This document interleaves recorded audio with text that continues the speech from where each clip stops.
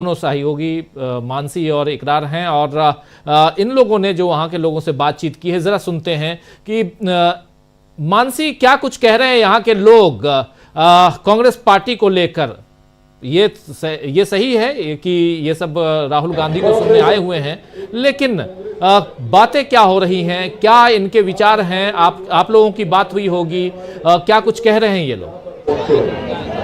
जी राजीव जी, यहाँ के लोगों की अगर बात की जाए तो यहाँ के लोगों का कहना ये है कि हमें बदलाव चाहिए। आम आदमी पार्टी ने कई दावे किए थे कि वो यहाँ पे सड़क टूटी है, उसकी परेशानी थी, उसको दूर करेंगे, सड़क पे जो गड्ढे हैं उनको भरेंगे। लेकिन होता क्या है, जब भी बरसात आती है तो वो चीज वहीं की वहीं रह जाती है। यहाँ के लोगों का कहना है कि हमें बदलाव चाहिए, यानी कि ये कहना है कि कांग्रेस जब थी यहाँ पर तो काफी कुछ विकास के काम हुए थे, लेकिन अब क्या हो रहा है, यहाँ पर फ्री के बीज और जो सुविधाएं के नाम पर आम आदमी पार्टी की तरफ से कहा जाता है कि राशन फ्री देंगे या फिर बिजली फ्री देंगे, उससे काम नहीं होने वाला है। यहाँ के लोगों में कहना ये है कि हमें बदलाव चाहिए और राहुल गांधी के मतलब कह सकते हैं लोगों के अंदर ये उम्मीद है कि राहुल गांधी जो विकास के मुद्दे हैं उन पर बात करते हैं, रोजगार के मुद्दे पर बात करते हैं, उनके अंदर कोई दिखावा नहीं है, ऐसा यहाँ के लोगों का कहना है। और युवाओं में काफी ज्यादा कह सकते हैं कि राहुल गांधी के अंदर उम्मीद की किरण नजर आती है। कुछ लोग हैं उनसे पूछते हैं, आपको मैं बताती हूँ, राहुल गांधी के बारे में आप क्या कहना चाहेंगे और कांग्रेस के बारे में क्या कहना चाहेंगे?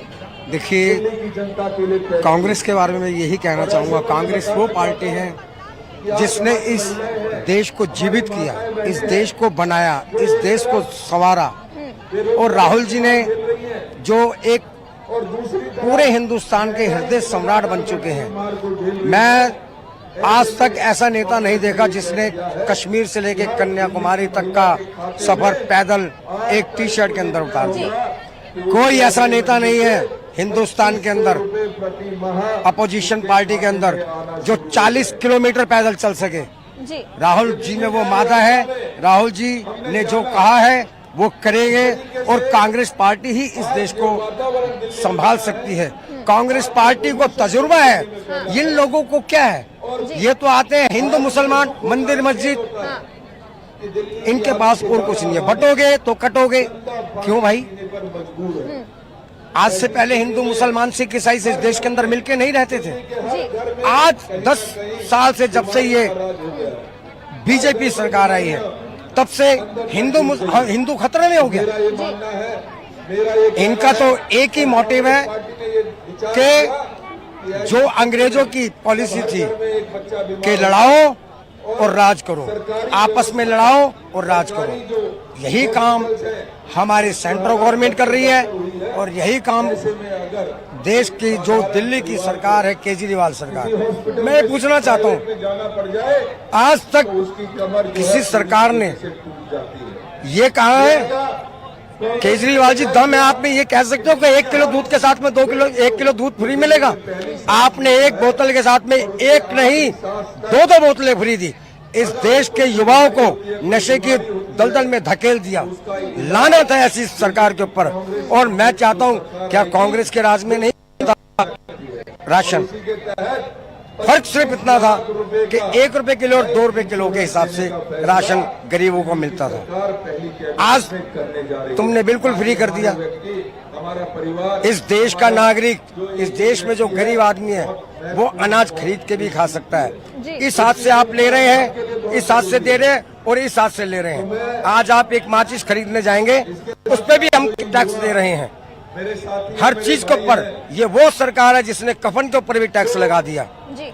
तो जो दे रहे हैं उससे 10 गुना वसूल कर रहे हैं, चाहे वो अमीर हो, चाहे वो गरीब हो, चाहे वो मीडियम क्लास का हो। तो यानी कि आप त्रस्त हो चुके हैं, आम आदमी पार्टी हो या फिर बीजेपी हो, यानी कि वो बोलते हैं कि हम ये योजनाओं का लाभ देंगे, फ्री में पानी देंगे, बिजली देंगे, लेकिन उससे ज्यादा वसूल लेते हैं जनता के द्वारा। आप ये कहना चाह रहे हैं? बिल्कुल, मोदी जी ने वादा किया था 2 करोड़ रोजगार देंगे, 15 लाख रुपए देंगे, क्या किया? और अमित शाह जी कहते हैं वो तो जुमला था, चुनावी जुमला था। अरे तुम पब्लिक को बेवकूफ समझते हो और हिंदुस्तान की पब्लिक बन भी जाती है बड़ी जल्दी। क्यों? फ्री का। आज 1 लाख रुपया कमाने वाली लेडीज जिसकी सैलरी 1 लाख रुपए है, वो बस के अंदर फ्री सफर करने के लिए बस के अंदर चढ़ जाती है। और बस में चढ़ के उसे सीट भी चाहिए। देखिए, मैं उसमें नहीं बोल रहा। जी ये फैसिलिटी मिलनी चाहिए स्टूडेंट्स को, ये फैसिलिटी मिलनी चाहिए सीनियर सिटीजन को। क्या आपकी नीतियां हैं? बिल्कुल बेकार, बंटा धार कर दिया दिल्ली का, बंटा धार कर दिया देश का। मानसी जरा और लोगों से भी आप बात कीजिए, और लोगों से भी चाहते हैं या कि फिर से बदलाव बिल्कुल चाहिए, सेंटर में भी चाहिए और दिल्ली में भी चाहिए। मैं दिल्ली की जनता से ये अपील करूंगा कि इस फ्री के राशन को छोड़ें, फ्री की बस यात्रा को छोड़ें और एक ऐसी स्टेबल सरकार चाहिए। 15 साल में शीला जी ने जो विकास किया था वो विकास दलदल में चला गया। अगर दिल्ली को संवारना है, दिल्ली को बचाना है, तो एक बार कांग्रेस को लाना जरूरी है, जरूरी है, जरूरी है। जी आप क्या कहना चाहेंगे?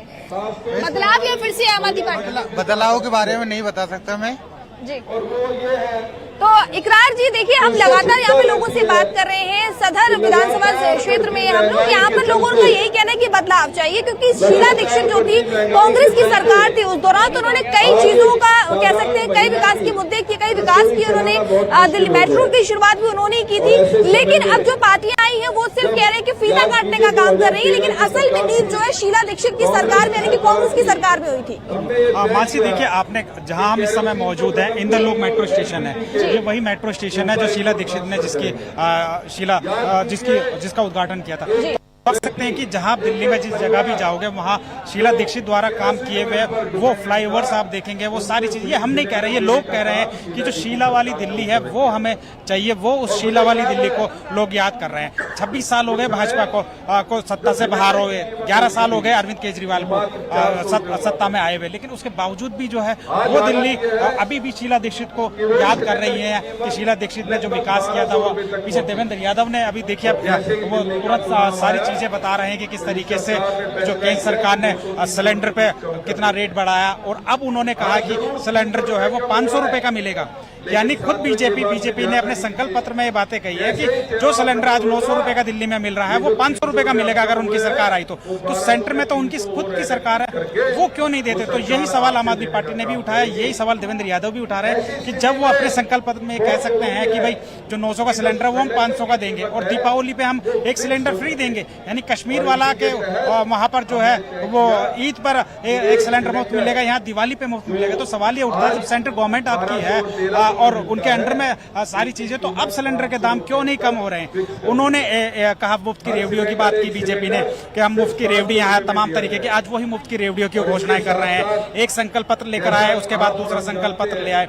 तो जो तमाम की जो रेवड़ियों की जो बात हो रही थी वो तमाम पार्टियां कर रही थी कि मुफ्त की रेवड़ियां, लेकिन अब जब चुनाव आया तो चुनाव में सभी अपनी अपनी घोषणाएं कर रही है। यानी इस बार का जो चुनाव है वो काफी अलग चुनाव है। आपको याद होगा पिछली बार का जो चुनाव था वो पूरा बीजेपी ने ध्रुवीकरण का चुनाव लड़ा। आपको शाहीन बाग याद होगा, अमित शाह ने बयान दिया था कि यहाँ ऐसा बटंदा बना चाहिए कि शाहीन बाग तक आवाज आनी चाहिए। तो वो जो है शाहीन बाग, लेकिन इस बार का वो चुनाव है कि कांग्रेस दिल्ली में समझ चुकी है, दिल्ली के पढ़े लिखे लोग हैं, उन्हें ये पता है कि जो दिल्ली के लोग हैं वो ध्रुवीकरण में इस बार नहीं आने वाले। तो नई जो एक तरीके से जो बीजेपी नई वो प्लानिंग लेकर आई है वो है कि आम आदमी पार्टी ने जो किया है उसी के हिसाब से उनको भी वो करना है। भाई आप पहले कहते थे कि मुफ्त की रेवड़ियां बांटी जा रही हैं, तमाम तरीके की बातें की जा रही हैं, लेकिन मानसी ये बताइए, मानसी आप सुन पा रही हो, ये बताइए कि राहुल गांधी को लेकर क्या जो है वो घोषणाएं अभी तक कुछ दो और आने हैं, उनमें और कुछ ना कुछ घोषणा जानकारी है? मानसी तो राहुल गांधी की आप देख सकते हैं कि भीड़, फारूक एक बार थोड़ा भीड़ दिखाइए कि भीड़ क्या